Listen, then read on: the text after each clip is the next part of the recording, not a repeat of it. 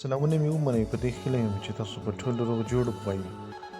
نن راځو څنګه کولی شو یو اپلیکیشن انسټال کړو، ځکه چې په پلی سټور کې مشکلات پیدا سوي دي او ټولو یو ستاسو نه هغه په داخل دي او ځینې په خارج کې هم مشکل پیدا شوي دي.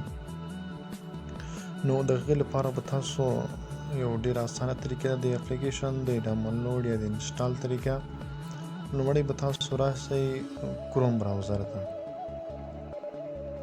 چې کله کروم براوزر ته راغلی، دلته به تاسو د هغه اپلیکیشن نوم ولیکئ.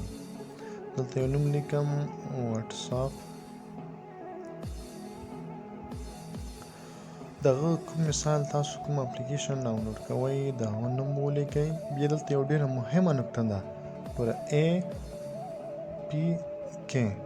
دا به ولیکئ، د هغه نه پاس به ډاونلوډ ولیکئ. دا ګورم چې ماته یې راښلي که نه. ګوره دلته تاسو پاس ګورئ، یو ډېره اسانه طریقه. ګوره واتساپ APK ډاونلوډ دا به صرف ولیکئ، بس دغه لومړي به کلیک وکړئ. زما یو نیټ څه کمزوری دی، په دې خاطر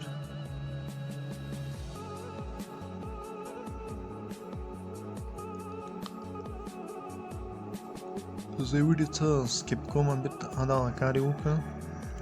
دلته به تاسو راسئ، په دغه لومړي باندې به کلیک وکړئ، انډروډ واتساپ، دغه به تاسو کلیک وکړئ. په دې مې کله چې کلیک وکړه،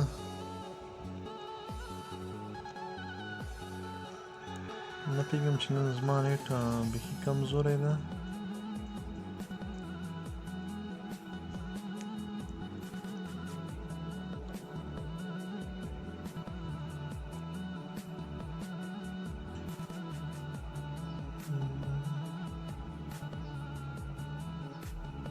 چېرته ستاسو نیټ قوي بیا حتما زر کېږي. نه پوهېږم چې زما نن نیټ دومره کمزوری دی چې بیخي.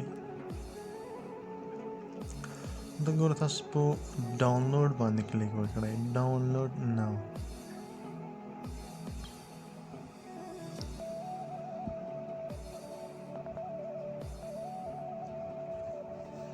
دلته ګوره تاسو مثال کو کینسل کوئ یا دلته به ډاونلوډ انوي باندې کلیک وکړئ، دغه باندې کلیک وکړئ. زه په دغه باندې کلیک کوم، زما ډاونلوډینګ شروع شو. تاسو ته ګورئ 250.8 MB ده. د ګوره ستاسو زما کوم هغه چې دا روان ده. نن دلته زما نیټ بیخي کمزوری ده، تقریبا څو ده 100 KB دی. او بله مهمه خبره، که چېرته دا انسټال شي تاسو بیا دلته نه ګورئ، هغه سیده نه انسټالېږي. نو تاسو به هغه ورته راسئ، فایل ته به راسئ، په فایل کې به ډاونلوډ پرګرام پیدا کړئ. انټر سټوریج به ووایئ، دا به تاسو ډاونلوډ دغه دی نه ډاونلوډ کوم هغه چې ده دا ډاونلوډ دا به ووایئ، دا ډاونلوډ دا به څنګه دی. دلته ګوره دا ټول ما له دغه نه انسټال کړي دي. کلیپ کلاس ته دغه IP چینجر دا ټول ما دغه نه انسټال کړي. او دا او ډېره مهمه خبره هم دا ده چې مثال که چېرته تاسو یو پروګرام انسټال کړه او بېرته ان انسټال کړئ یا ډیلیټ کړه، هغه دلته بیا هم پاتې کېږي. یو ډېر ښه لنډه طریقه ده، ځکه دې په خاطر ما دا ویډیو جوړه کړه چې اکثرو په پلی سټور کې مشکل و.